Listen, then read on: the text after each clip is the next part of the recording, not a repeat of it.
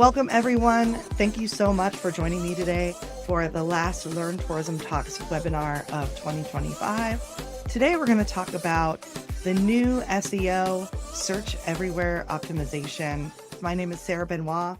I'm the lead instructor of Learn Tourism, and I am the event coordinator of the Learn Tourism Conference. So we will be having our conference in Richmond, March 9th and 10th. I'd love for folks to join me there to learn in person. And we'll be covering lots of different topics related to emerging technologies, visitor experience, leadership, local impact, and things like that. So you can check it out at learntourismconference.com if you're interested in learning more. And I have been working in digital marketing since 2003. But the reason I'm so excited about this topic today is because I started my first SEO company in 2003. So search engine optimization has been what I lovingly refer to as one of the longest relationships of my life. It's the thing I've learned the most about. It's the thing I've taught myself the most, because when I was in college, there wasn't anybody teaching this stuff. I'm thrilled today to just talk about how our evolution into the future with AI is not just leading us to a more technological future, it is also leading us to a more human-oriented future. And that's the thing that I think is most exciting about what's transpired this year.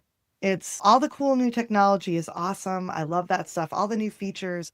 But I think what's most exciting is as the technology evolves, our need to connect as real humans and people becomes even more important. And that's showing up in the data this year. So I think that means we are going to be focusing on quality when it comes to content and SEO. We're going to be focused on putting people first and how we serve our customers, our clients, our visitors, our residents. And I think all of that is just, it's in the very core of my heart that people be the focus and real connection be the focus, even when we're marketing. So really quick, search everywhere optimization is a phrase that's been going around, but it was actually started and trademarked by one person who works for a really cool marketing company that's focused on taking their strategy to the next level. They basically define search everywhere optimization as the evolution of SEO into a full spectrum discoverability strategy. So really looking at SEO as something that goes beyond just the search engines and really encompasses everything that you're doing online.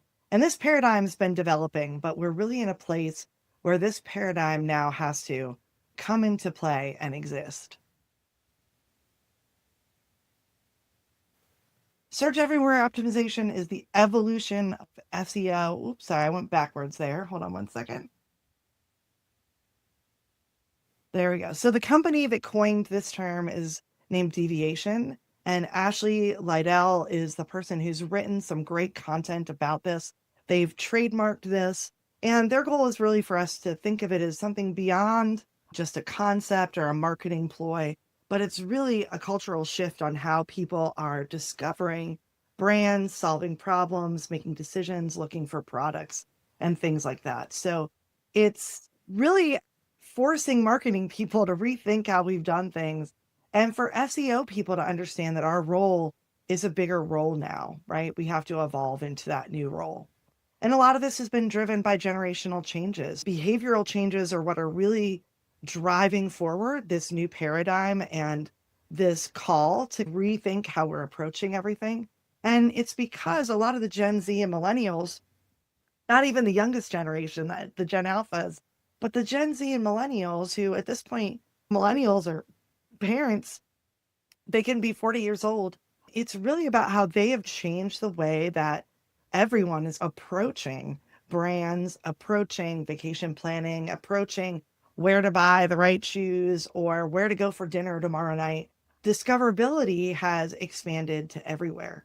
And a lot of that's because they're not just using Google to search, but they're using TikTok, they're using Instagram, they're using Facebook, they're using Pinterest, right? All for different reasons sometimes and to accomplish different goals. And so those channels that have really started to expand, not just from a personal influence, but the connections that people have to companies, to organizations that they want to support.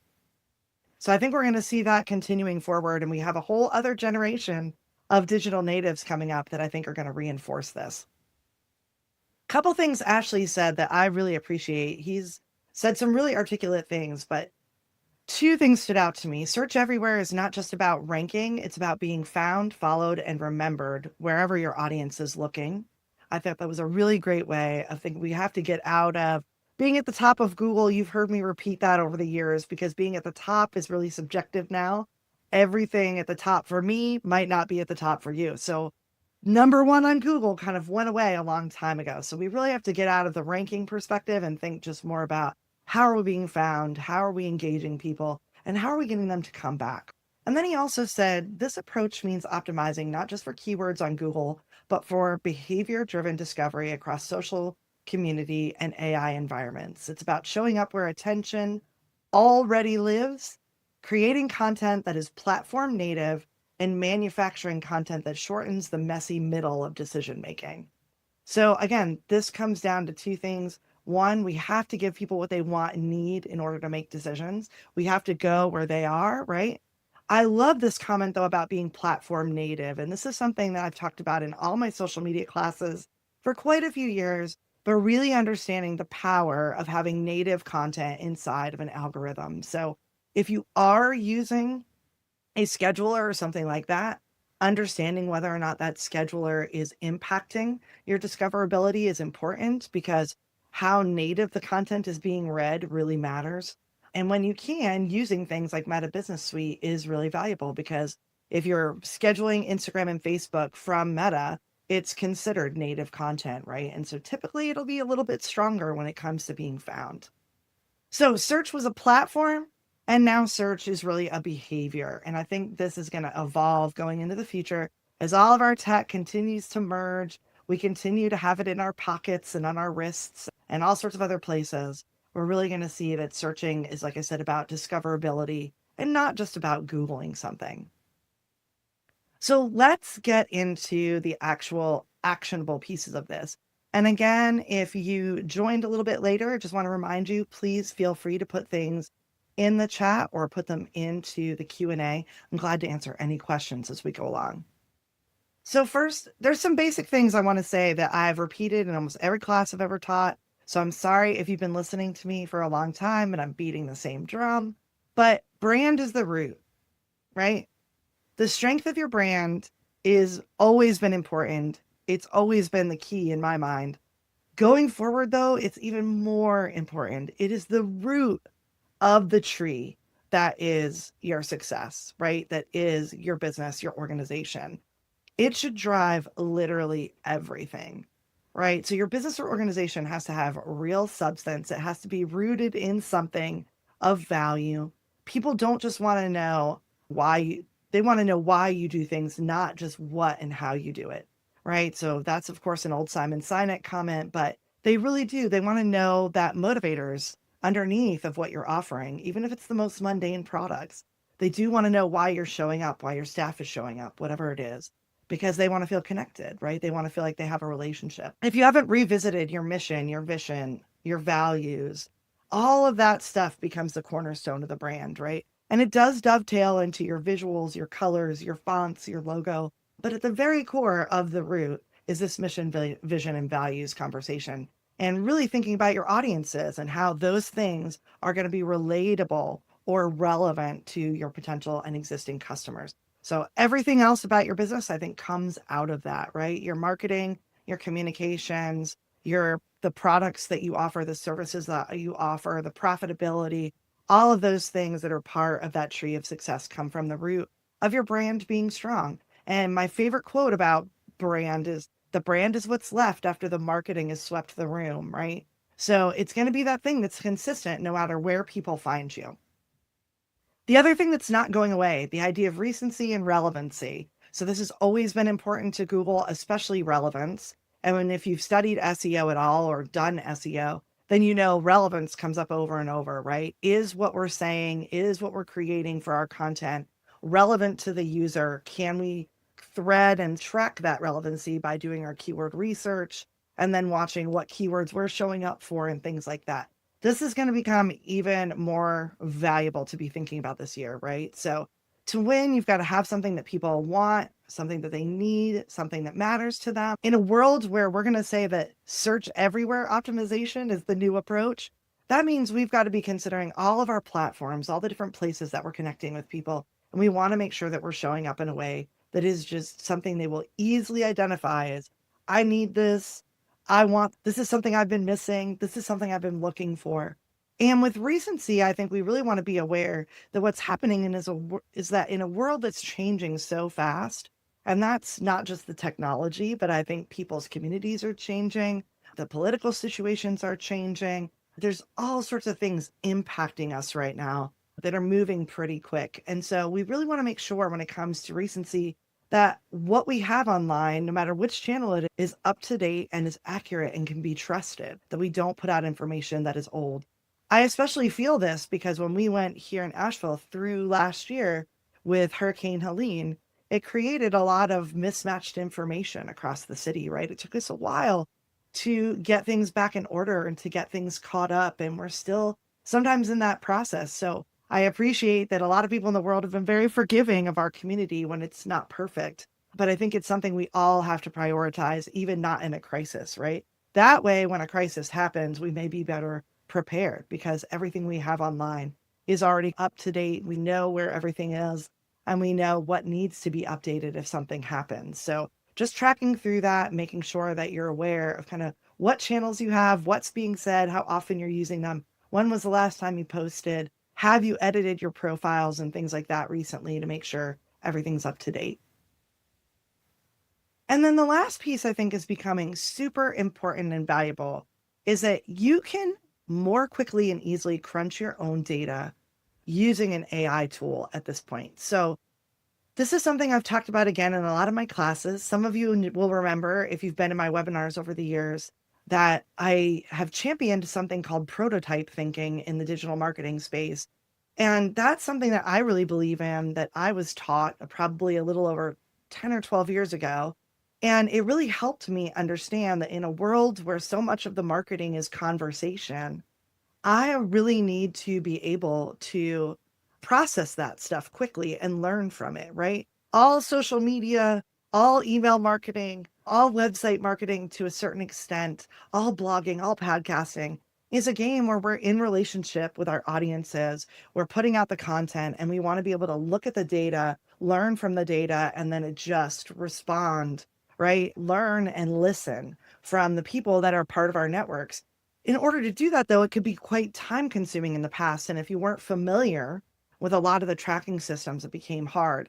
But now with things like Google Gemini or ChatGPT or Claude or Copilot, any of these AI chatbots, one of the things that you can do is export a lot of your spreadsheets of data, whether that's from the Meta Business Suite or it's from Google Analytics. And you can take that stuff and enter it into the chat and really work with the bot to try to learn more quickly from the data, understand what's working, what's not. So a good example of this would be right now, one of the things I've been doing this year is I'm able to take essentially a content report out of my Meta Business Suite for Facebook and Instagram. And then I'm able to upload that into Gemini and have a conversation with Gemini about what it can learn from that data. So I might take a 3-month report, a 1-month report. Over time, as I'm building that thread, I start to be able to ask questions about all the data I've been collecting throughout the year and get faster insights into what is the top content, what are the top audiences, what is working. I can do the same thing with Google Analytics and look at our top pages or look at our attribution reports. All of that stuff can be exported into a spreadsheet. So anyway, if you have questions about this, feel free to email me. But this is something, again, you can do with any of the tools that you're using. I will add one caveat, which is remove any personally identifiable information from your reports. So when I export a spreadsheet, I'm going to make sure that there's no like emails in there or personal names or anything like that. If I'm pulling GA4 reports from Google Analytics, I might remove the IP address column just because that's private information about people that I'm not 100% sure I want to give to a tool. I'll also add that if you're using the free AI tools, they'll still be able to help you. I do think the paid tools are a little bit better and have less mistakes in them when you're talking to them. But I will give Google Gemini and Claude a shout out for the work I've been able to do in there. And I have done a little bit in ChatGPT as well. So give yourself the opportunity in the coming year to learn from your data more quickly and build out that relationship with one of the AI bots if you can, because it's just going to help you build stronger relationships, learn in the moment while you're doing different parts of your marketing and optimization. So, what's not changing? I wanted to touch on this first so we could go over what has actually been a best practice in the past. And we are going to keep those best practices going forward, mostly because they focus on people and the people having a great experience being the number one priority. And also because they really focus in on having content online that is trustworthy and that is credible in a lot of ways, right? So these things we want to continue going forward, especially in the age of AI bots becoming part of all of our worlds and platforms. So Google, right? Google's not going away anytime soon. Google's going to be changing, but they're not going to go away. They're still holding a huge piece of the marketplace. They'll continue to do that. And their EEAT, their EAT principle will continue to be really important. Experience, expertise, authoritativeness, trustworthiness. They set the tone about the importance of these things. They have continued to evolve their thinking, right? And so this is something that I think is knit into all the different platforms. Backlinks to your website will never stop being important, mainly because when another website links to your website, in some ways they basically lend their credibility to you, right? It's like somebody, it's almost as good as a review or better, right? It's somebody saying, we trust this other website so much, we're going to point people on our website to that website. So the more links that you can get from other places, the better. And again, keeping in mind high quality. So not all links are the same. Some links are better than others. You want to get links from other websites that are equally as strong as yours, or maybe even better. This is why paid PR companies in some ways still have a lot of value, because when they can do your public relations, get you into more magazines, into more newspapers, which all have online components, get your story into more digital sort of spaces, then hopefully they're able to ask more often for links back to your website. And those links really build up over time. So if you're DIYing it, you just want to always remember to ask for that link. That's, again, a drum I've been beating for years, but I'm going to keep beating it. It's really important. So clean technical SEO. This is something that you might not be able to do on your own, but again, with AI, it's getting easier and easier to explore these things and ask for help, especially, again, shout out to Google Gemini for having a really good, when I use the paid Gemini, I get really good conversations about doing this stuff more quickly, how to talk to the web designer about it, how to ask questions about the particular website platform we're using, what's possible. But schema markup, structured data, I'm going to give you a little more detail on that in a minute. But that technical part of your website is still really important. And also just making sure that your site is loading fast, that it looks great on mobile. Those things have always been important. They're more important now than ever because the AI chatbots are definitely judging that in a lot of ways. So usable, valuable, great content. So high quality content still matters. Really looking at the long tail of topics and looking for places where the content, there's not already great content out there. So I've worked with a lot of clients over the years where we do some keyword research, we do some exploration of YouTube, we look at a lot of different things to understand what's already being talked about, what's being searched for, who's already ranking for some of the topics that we want to rank for. What does that competition look like, right? Do we have the ability to compete against them? And then figuring out from there if some of the more competitive terms aren't something we can attain very quickly.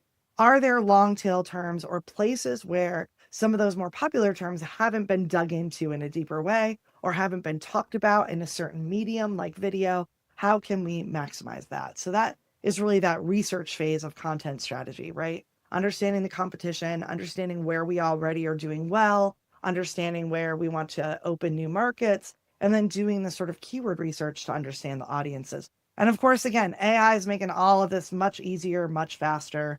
And it's a lot easier if you're not really experienced in this field now to learn along with the AI as it explains things to you. So super helpful stuff. Use clear, consistent handles and profile names. So again, that goes back to brand being important. But if you can, try to stay consistent across all your different platforms, even your email marketing newsletters and things like that, when you can make it really clear that people know they're seeing your brand. It really does matter. Fill out all your social media profiles completely. And also, if you have a listing on a big website like the Chamber of Commerce or your local destination marketing organization, if you have listings in different places, make sure you filled everything out, that you've taken the time, right, to upload your logo, put in the description, talk about what you offer, right? Also, keywords are still valuable. It's just we're using them a lot more conversationally now. So rather than stuffing keywords everywhere and being repetitive, now it's really a game of speaking naturally, speaking conversationally. Again, that's a long arc that's been coming for a long time, but making sure that in your bios, in captions, in post text, whenever it naturally makes sense and sounds good, to go ahead and add in your most important product and service keywords, right? And it might be that as you're writing posts for social media or putting up different videos and photos, if you have alt text or captions, that there might be different groups of keywords. There might be family oriented keywords. There might be business oriented keywords. Your audiences are not all in one pile, right? They're in different niche groups. So the keywords usually follow those different niche groups. So it's not like you're going to repeat the same keywords everywhere. You're going to have different keywords when you're trying to reach different audiences. Use high quality visuals and branded graphics when you can. Again, consistency matters. Stay on trend and be timely. So that's a big part of the web now, where people are really interested in what's happening now. So whenever you have events, whenever you have things going on that have a timestamp, utilize that, right? Look at what's trending in hashtags. That's part of that listening piece I'm talking about, listening and learning every month. So really just signing up for a newsletter that kind of gives you what's going on as far as trends on Instagram or trends on TikTok or whatever it is. Figuring out a way just to keep up to date with those things can be super helpful. And then when you're doing video, focus on value in the first 3 seconds, whether that value is fun, entertainment, whether it's just stating this is what you're going to learn, or being very clear about why somebody would keep watching. It's like in that first few seconds, you want to make a statement that hooks people into staying on the video. And again, using alt text, just like captions, is really helpful in different scenarios, especially on your website, other places like that. So all of those things, you've probably heard of them before. They're a cornerstone of SEO. We're going to stay with that. Here are some places where I think you'll be able to expand what you're thinking. So again, schema markup and structured data. This might require that you have a relationship with a web designer or a developer. It is something you could explore. I would suggest on paid Google Gemini. ChatGPT does an okay job, but I feel like paid Google Gemini, they are the grandpappies of this topic. Google is, and so they've got great information up there.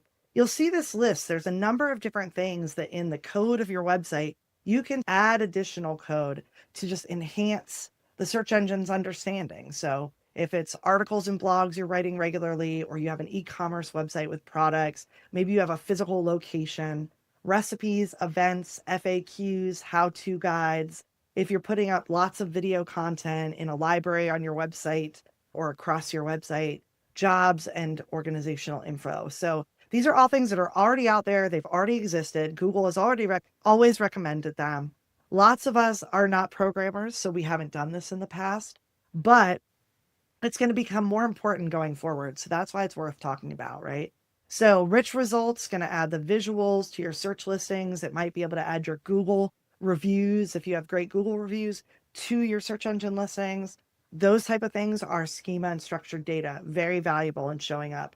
Voice search is also now being impacted by this stuff, right? So when people are using Alexa or Siri, schema markup and structured data is helping those types of systems, which are basically AI, to understand exactly what's on your website and know when your website is the great answer to a question, right? Or a resource for the person.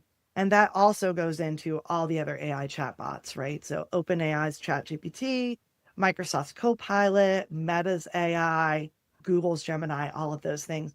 This schema markup and structured data will make a difference. So if you have a website and you haven't evaluated it in this way, If you're not working with a web designer or developer, 2026 might be a really great time to think about getting someone that could help you work on your existing website. I want to be clear, sometimes those people might be local to you. Sometimes they might be somebody that you need to meet and vet online. But I think having a web designer or developer to go to that can talk to you about enhancing your website next year is going to be key. The next thing that's really going to matter is social media optimization. So again, we're going to stop thinking about SEO as just search engines or Google or any of that. We're going to really expand it to be thinking about all of our different channels. So the average number of social media platforms used by adults in 2025 was around 7, right? So just under 7 different platforms for every person potentially. So that means some of us are using more, some of us are using less, but that's the average. So people are going between these different channels to get answers to their questions, to discover products, to find services, and so forth, right? So we really want to be thinking about how our social media strategy needs to connect to everything else, right? Our blog, our email, our website, our paid advertising, our owned media, our podcasts, things like that. I think it's going to be our YouTube channels. I think it's going to be really valuable to think about how we create content strategies that encompass all of these. And again, that's not new, but I think a lot of us were seeing, oh, we're getting results, even though our stuff is a little bit siloed still apart from each other. We really want that holistic view, right? Because we want our content strategy to incorporate everything in a more cohesive way, because that's going to speak to the AI bots that are running everything at this point, right? They're managing and changing and shifting all the algorithms that we're engaged with. Really, it's going to be important to make sure that when we say something, we say it across the channels at the same time. And especially if it's relevant to a trend or it's relevant to a particular thing happening in the industry, that's going to make it even more valuable and establish us as a trustworthy, authoritative source. Also, with your social media accounts, please, if you're not already, have all of your usernames and passwords stored somewhere. Please stop storing them in your browsers, which makes you very vulnerable to hacking unless you've had a professional really work on your computer for you and make sure that it's 100% safe.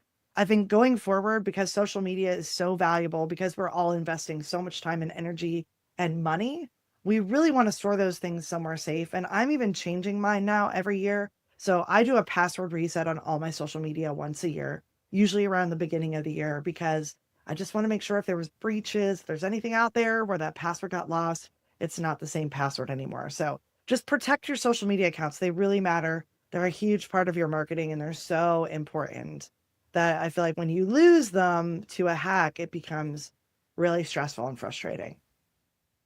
We're also looking at generative search optimization as part of this conversation, right? So this is, again, ChatGPT, Gemini, Copilot, Meta AI, Claude, right? All these different systems that are giving us the chatbots that we can go and engage with. People are now using those chatbots to discover all sorts of things. Now, the cool thing is quality content and the E principle are still strong here. So again, Google set a tone like many years ago, 20 years ago around quality. Everybody has followed that tone to a certain extent. And so if you're doing great content, it's going to have value, right? In a lot of different ways. It is important to think about how you mix up long and short form. Short form content still does really well on social media and has great value. But as the AI chatbots have developed, long form content is also very valuable and important in establishing authority in the AI systems. So, again, looking at structured content mixed with in depth articles, things that are pretty valuable, that maybe are things nobody else has done a deep dive on, especially that can really elevate you pretty quickly, right? And again, we don't need to be overly formal. We don't need to focus on lots of industry lingo. We really want to be natural, conversational, so anybody who comes across the content can understand it. With long form, we've seen this sort of iteration or movement towards creating FAQ sections or summary sections with every longer piece of content that you do. So the AI can already scan through, get most of the data from the longer form, but then just easily grab your summary or grab your FAQs and drop them into the response on one of the chatbot systems. So again, think about how you structure and lay out the page so it includes a few different things can be super useful. Also, I've been a big fan of Google Webmaster Tools over the years. Bing webmaster tools, so you can always make sure that your website is being indexed by the search engines. I think those tools still have value.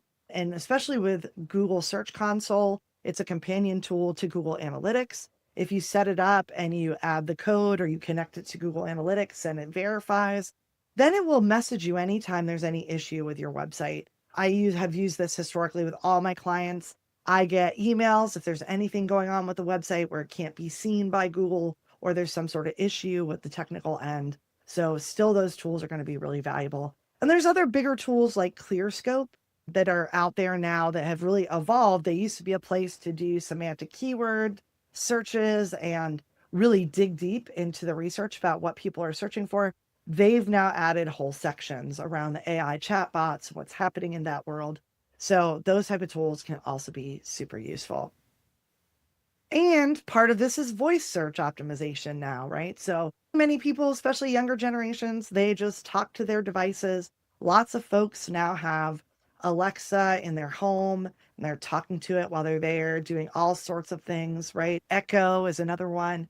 So voice search optimization is also something that you want to be thinking about. And luckily, it connects into a lot of what we're talking about, especially with natural conversational language. So people in voice search are talking just like they do to a person. I think we're going to see the AI chatbots are amping that up, and Google has also been amping that up as well. So the goal is, again, not to try to game the system, but to just be doing really great content and putting people first, right? Talking to your customers the way they need to be talked to, talking to your potential customers in a way that they really understand. And so this is also really connected to mobile friendliness. So that point of having a high-speed website that works really well on all devices, the design is clean, the call to actions are clear, right? All of that stuff is going to make you actually do better in the world of voice search over time. So you can do some research on what people are looking for in tools like Ubersuggest or Answer the Public. Both of those tools are owned by Neil Patel, so they're advancing pretty quickly to incorporate voice search and AI search and different things. There's also another tool like ClearScope called Phrase. It's a little bit more affordable, tiny bit more per month.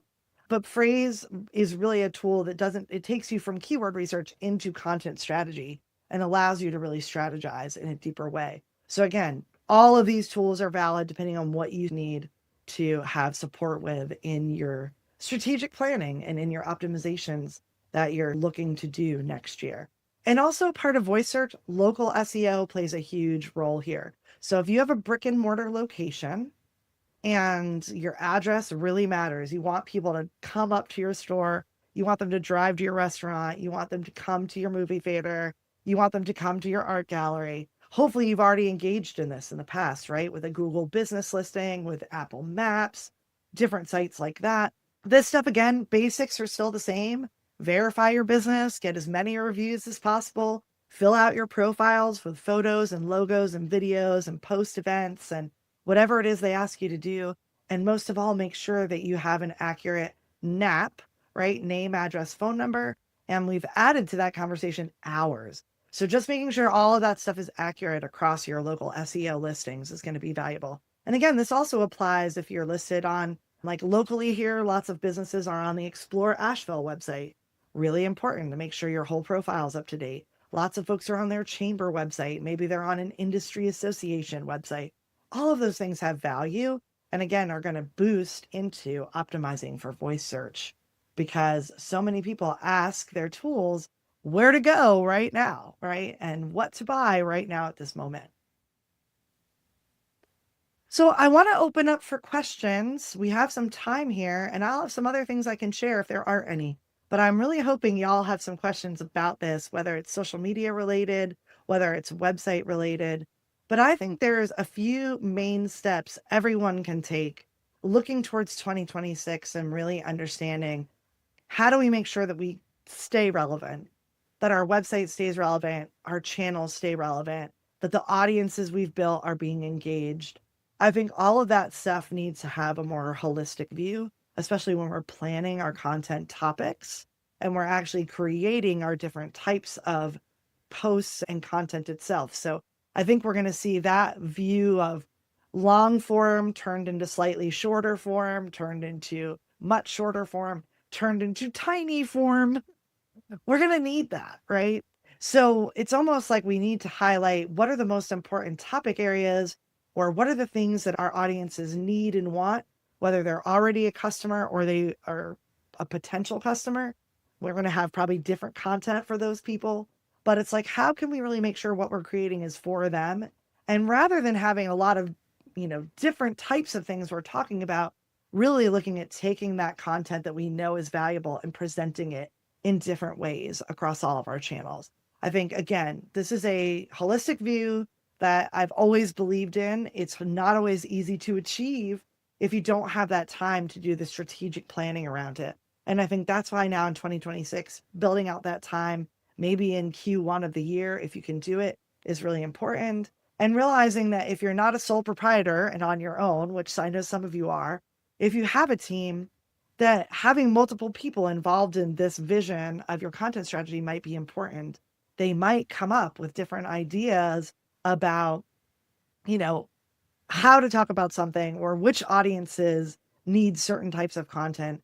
It's like the more insight you can have from other people, the better. And if you are somebody who's doing the marketing alone, you're a marketing department of one, or you're a business owner that handles all your own stuff, that's where it becomes valuable to have colleagues, to have friends, to have marketing people that you hang out with, that you can go and pick their brain, share your ideas, and get some feedback, right? So you're not alone in your head thinking about it.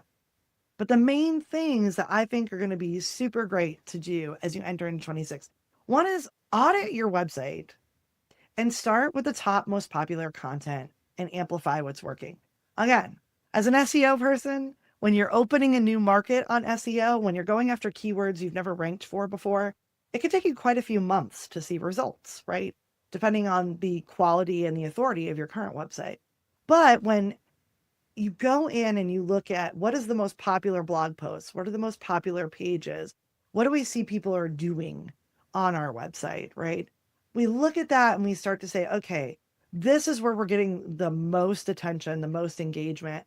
How can we take that and then turn that into a content experience that people have, right? And how can we make sure that content experience we give them leads them back to different calls to action that we want them to take? So that might be re-engaging a customer from the past with something new. It might be going in and looking at the top 10 blog posts from the last year and starting our first quarter next year with those topics and revisiting them and updating our blog content, making a bunch more social media content about it, and asking people to engage in the conversation and give us even more idea of what they want and need. So really just thinking about how you can amplify the good that you've already accomplished and take it to the next level. I think that's where we get the low-hanging fruit in a lot of ways, right? And again, this is where web design and development support is going to be important. I think sometimes you're going to need to talk to your web designer potentially about what is working and not working and ask them questions.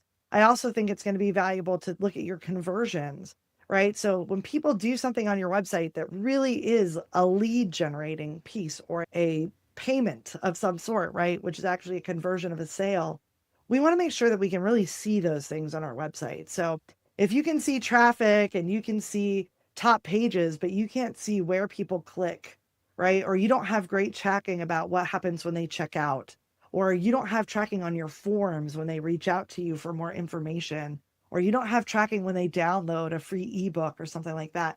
Those are great things to really focus in on this year and get your web design team to make sure those conversions are visible, and so that you can see them in your analytical data. And especially if you're doing advertising, you can see it there. Also, you want to evaluate your 2025 marketing efforts. So what worked best and what drove the most important results? So your website has got this thing, this is how the website did, but then we want to look at everything else. And where was it really worth it for us to put in our time? Is it that Instagram was our biggest driver of traffic and interest? Is it that our email list was the thing that really won this year and we got lots of traffic and lots of people did what we needed them to do? I think at the end of the day, with all the different things that are out there, the problem becomes, even when you're a bigger company, can I manage all of these things well, right? And really invest in them. If I don't have staff to handle every single channel, it becomes harder and harder to maximize them. So really just understanding what's working, what needs to be amplified, what's going to help us get to the next level more quickly, and identifying which platforms maybe you haven't gotten the best results from. Maybe you need to invest more time and energy in them, but you don't have that right now. Maybe you need to really decide if that's a great place to be. Maybe it's not. So being unafraid to say, this is where we're really going to invest our energy, time, and money. I think that's going to be really valuable because, again, we want to boost what's working. We want to follow that path where we see people are already engaged, excited, saying yes to us.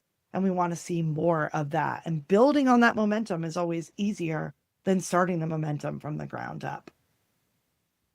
And then I think we really want to create a content strategy that's inclusive and cohesive, right? So that's where over the years I taught a lot about content planning.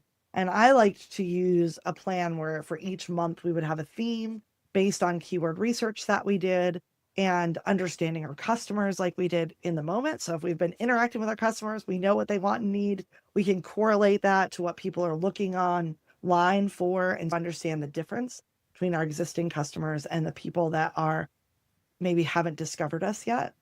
And so really kind of thinking to ourselves, we don't need to reinvent the wheel every time. If we want to be efficient and lean in our content production, we can really think about how we have an inclusive and cohesive perspective, right? So are there seasonal things we have to keep in mind throughout the year as we're planning our content strategy? Are there different places where we know certain products or services are more important than others? Are there certain areas where we know our clients will be having budget conversations or making decisions for the next year? Or do we have places where we know they are going to be engaging more with certain types of their own clients that can be benefited by us working with them? So really understanding that customer journey and using that knowledge and expertise that you have to then create a content strategy that I think is, like I said, people first, and also is really making it so straightforward and easy for people to find what they want and need. And for the bots to understand that you're making it that easy is what's going to make them want to bring you into the conversation when people are talking to them. So again, it's not about, I do want to say you should always be creative. You should always be trying out new mediums and styles and things like that. I think, if you haven't done short form video, then dive into that and see what happens. If you haven't been doing carousels, do that. If you haven't done live streams, try that. We never want to take away from the creative part because that part of behavior is shifting all the time, right? Like what the public is doing on the internet is a moving target, right? But what we want to think about is from a content topical perspective, from a brand perspective, what we know we're bringing to the table, from an audience perspective, what we really know about the people that we want to attract. Those things need to be as inclusive and cohesive across every channel as we can possibly make. So this is where I'm inviting a lot of larger companies. I'm like, you should really be bringing your marketing staff, your sales staff, your customer service staff all together, right? Even with places like hotels. I'm like, when you're talking about marketing once a quarter, you should be bringing in your front desk people and talking to them about what they heard, what they learned, what they're experiencing at the front desk. They're getting a different perspective than what somebody else is getting sitting in an office looking at Facebook. So the more also we can bring people together to help develop that strategy, the better it's going to be. And I'm a big fan, if you're working on your own in a lot of ways, of not hesitating to talk to your own competitors, right? To talk to other people in the industry, hear from them what's working, what's not working. That can always infuse you with more creativity and more ideas about how to do things that the market are really going to respond to. So there's a few more minutes for questions. I do want to pop up here the slide for just letting me know what you thought about today. Was it helpful? Was it not helpful? Again, you won't be spammed or anything like that, but it does ask for your email. But I just want to be able to hear from you if this was helpful.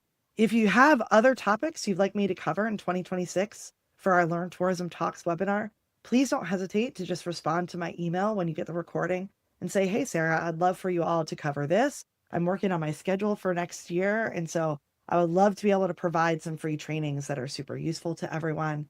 But please, you can just hit that QR code. I'll also include this link tomorrow in the email so you can give me feedback then if you prefer.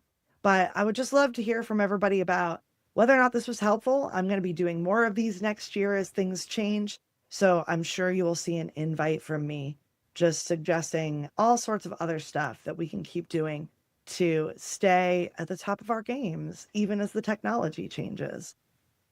And again, thank you all so much for being here. I know we're right at the top of the hour. So if you need to head out, please feel free. But I appreciate everyone joining me throughout the year, as this is one of my favorite things to do throughout the month, is just share kind of the vision and the information about how things are changing.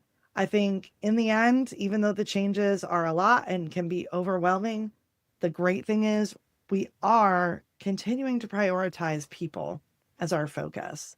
And if we can keep doing that in marketing and in everything we do, I think there's a lot of success to be had.